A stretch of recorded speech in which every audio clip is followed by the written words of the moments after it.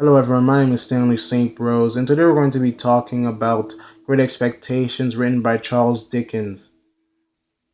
Now, before I go into the summary and analysis of this novel, please remember to leave a like, subscribe, and or comment so that the channel can continue to grow. At the beginning of this novel, we meet a character by the name of Pip. Pip is this kid that is living a dark and sad life.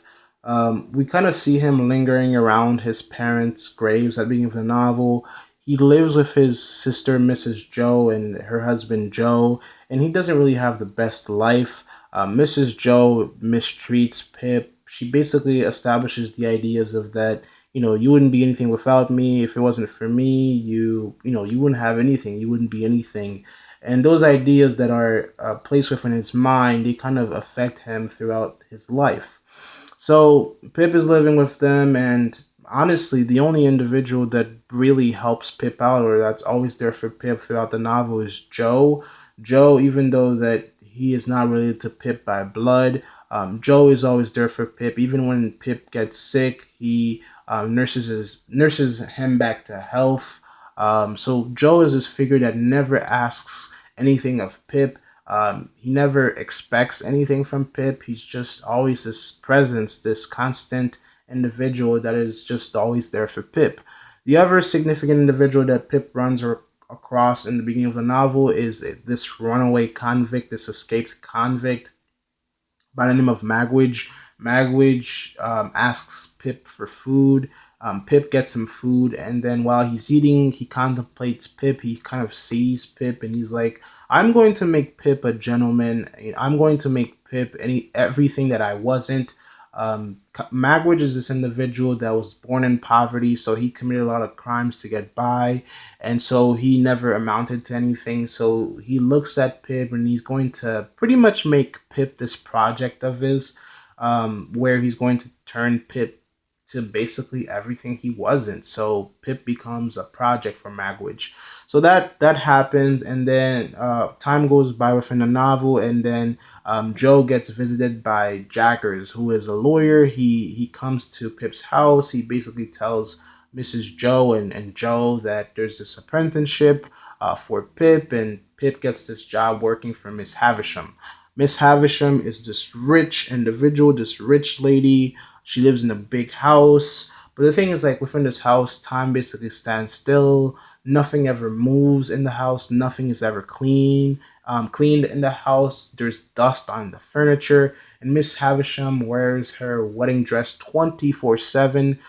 She was left at the altar and she never got over this, and her heart was broken by her fiance. So she wears her wedding dress all day, every day. The wedding cake is just at the house, just rotting away. And so this house is dark, the house is cold, and Miss Havisham is just, living in it, just in her anger and her disappointment. And she has her adopted daughter by the name of Estella that, she is raising to be cold. Her plan is that when Stella becomes a woman and becomes, the proper age to get married, she is going to parade Estella around, make suitors, make men look at Stella. But when they fall in love with her, when they want to marry her, Miss Havisham is going to make Stella reject the men so that their hearts can be broken, so that the men can feel exactly how Miss Havisham feels. So that's the house that Pip gets a job in. He works for Miss Havisham for a time, and then Jaggers comes back into Pip's life, and Jaggers tells Pip that there is this mysterious benefactor that has left a lot of money in his name, but there's a few things that he has to do before he can obtain this money. And Pip is very happy because Pip has a lot of expectations for his life. He wants to be something in his life, and he quickly makes up his mind that he has to marry Estella. He has to be with Estella because Estella is this girl, this beautiful girl that is the daughter of Miss Havisham, and Pip believes that Miss Havisham is looking for his best interest. And so he thinks that Miss Havisham is this mysterious benefactor, and that Miss Havisham wants him to marry Estella.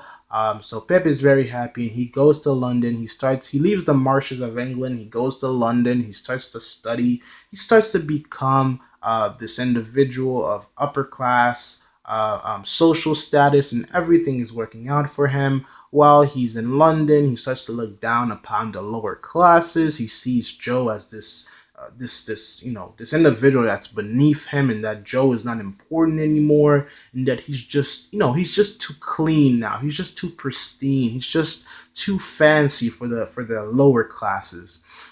Pip's sister dies. She was attacked, and this girl by the name of Biddy comes to take care of her before she dies. And Biddy is a person that Pip knew.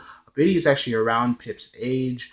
Biddy was kind of like Pip's teacher at a certain point too, and they could have gotten married. They could have been together, and Pip could have become a blacksmith and create a family with Biddy and live a happy life. But he wanted to be a gentleman. He wanted to be rich and wealthy, so he never married Biddy. He never even thought about being with Biddy.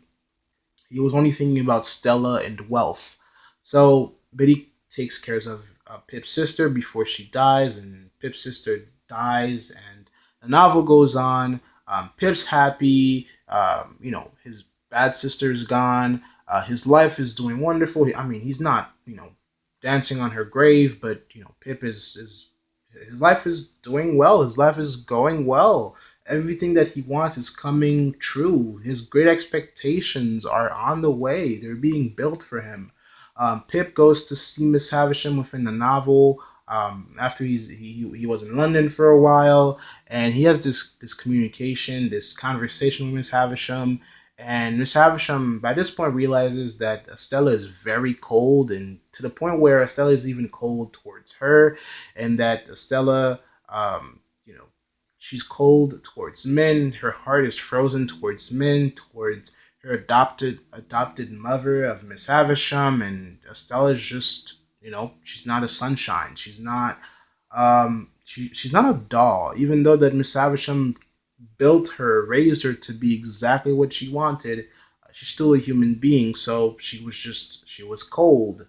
Um, the exact thing that Miss Havisham wanted. And Miss Havisham, she realizes what she did with her life, and she starts to regret what she did with her life and what she did to Stella a little bit. And the thing is, her life ends really horrifically and in a very appalling way because her wedding dress catches on fire while she's like having this dialogue with Pip, and her wedding dress catches on fire, and she burns to death, and she dies because of this. And seeing somebody die in her wedding dress on fire is just not a pretty scene. So Miss Havisham dies, and Pip's story goes on. Eventually, what happens is Estella gets married to a man who is not the greatest man on earth, but she doesn't marry Pip, and Estella lives her life being cold. And Pip finally realizes that it wasn't Miss Havisham that was his benefactor. It was Magwitch. It was the escaped convict. It was the convict. And Pip, when all of this is revealed to him, he's kind of ashamed. He's like, I am a gentleman. I am a man of upper class status. How can a convict be the source of my income? Keep in mind, Pip wasn't working. He doesn't have any money. He didn't have an inheritance from his parents. So all of the money that was funding his education, his gentlemanship, are coming from Magwitch. Now Magwitch can steal the money. He actually worked for it and paid for everything for Pip. But in Pip's mind, Magwitch is just this convict that is a convict, and how dare a convict pay for my education? I am a gentleman. I am above all of this. And Pip realizes this, and he sees the error of his ways in a way. Before all of this even happened, Pip was starting to get dissatisfied with being a gentleman. Being a gentleman was not all that he thought it was going to be, and he doesn't reveal this to Magwitch, but his life is just not what he wanted. So Pip tries to escape the country with Magwitch in the novel, but this doesn't work. They get caught, and pretty much Magwitch goes into the hands of the authorities. And in the novel, it is revealed that Estella is actually Magwitch's daughter that was separated from him. And Pip tells Magwitch this, and he also tells him that I'm interested in Stella. I want to be with her, but this doesn't work out because of course Stella doesn't marry Pip. So Magwitch dies. Pip doesn't have any money. He doesn't have Magwitch's fortunes because the government took it because Pip wasn't related by blood to Magwitch, and there wasn't something binding Magwitch's money to Pip. So Pip is dirt poor. He's not married to Estella. He has no ties with Miss Havisham. His sister's dead, and Jaggers has nothing else for him. So he goes back to the marshes, and he's thinking to himself, you know what? I didn't become wealthy. I didn't become a gentleman. I didn't win the girl. I didn't become anything. So I'm going to go back home to Joe, and I'm going to marry Biddy because Stella didn't work out, so I'm going to marry Biddy, my second choice. And when he gets back home, Biddy's married to Joe, and they're happily married, and life is going great for them. And Pip has no other options. His second choice, his first choice didn't work. His second choice didn't work. His life of being a gentleman didn't work. And his brief stint of looking down on people was not beneficial. And Joe was always this nice individual for Pip, and he took care of Pip several different points. He nursed him back to health. When he got sick in the novel in London, he did everything that he could for Pip.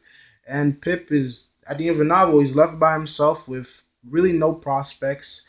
And he kind of like meets Estella again, and they kind of like, the novel kind of suggests that they might um, become something somehow, somewhat. It doesn't really confirm it or solidify it in any way, but they do meet again, and they kind of have a pleasant conversation.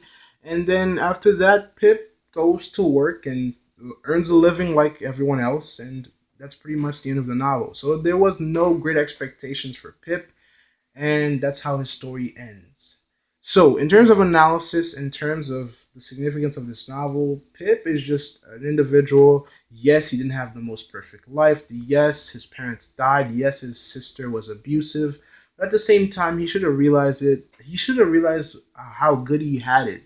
Even though he wasn't rich, Joe tried to take him under his wing to make Pip a blacksmith. If Pip listened to Joe and followed Joe's instructions, he could have earned a living being a blacksmith. It wasn't the best life, but at the same time, it wasn't the most horrible life to live. And he could have married Biddy, who was around his age, and he could have had a family of his own, and had a life and that could have been just okay, just right for him. But he wanted it all. He wanted the big houses. He wanted a Stella. He wanted riches and finances, and to be a gentleman with the nice clothing and the nice, the nice everything. But his aspirations, his expectations were just too much. And even though that he had help along the way, he didn't see the people who helped him. He didn't see how valuable Joe was. And even Biddy, who was a good friend of his, who taught him how to read, and she taught him a lot in his early years. He didn't see the value of Biddy and the value of those around him. He was just obsessed with the money and the wealth and the power. So his great expectations became nothing. His great expectations did not become a reality. The other thing that's significant about his novel is just the role that money and power plays. Miss Havisham treats Estella like a doll, like a portrait, because she built Estella to be cold and emotionless and hard. And so Estella was exactly that. Miss Havisham's ideals and wealth and power and influence worked on Estella. Estella was cold towards men, and it even worked too much because Estella was cold towards Miss Havisham and pretty much everybody around her. She was raised cold, and so she became cold. The same way Magwitch just saw Pip as a doll, as a portrait, because he wanted to make Magwitch wanted to make Pip this gentleman because, Pip was going to be kind of like a reflection for him. All the things that he couldn't be, Pip was going to be that for him. And his money was going to fund all of that because he couldn't be it. So Pip's going to be it for him.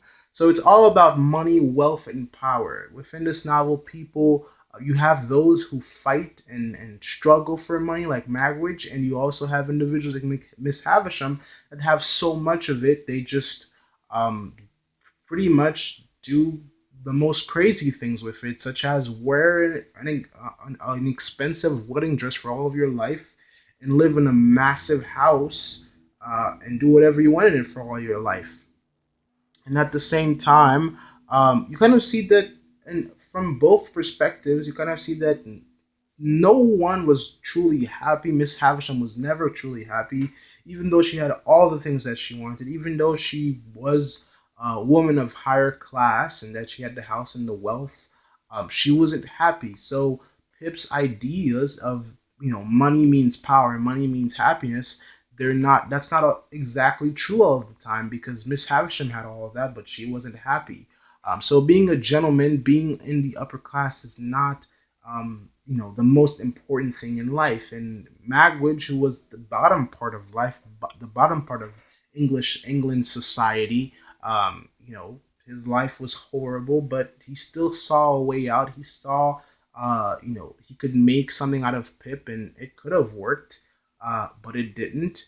And that's life. And so Pip, in of a way, he learned his lesson.